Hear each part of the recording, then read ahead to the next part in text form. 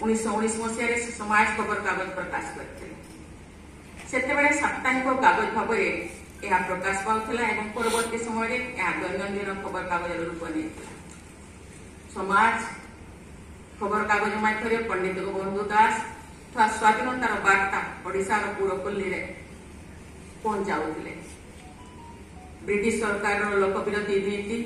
और कार्यकलाप को विरोध कर समालोचनामूलक लेखा मान समाज में से प्रकाश कर निर्भीकतार पटांतरणा लोक मान भल मंद हानि लाभ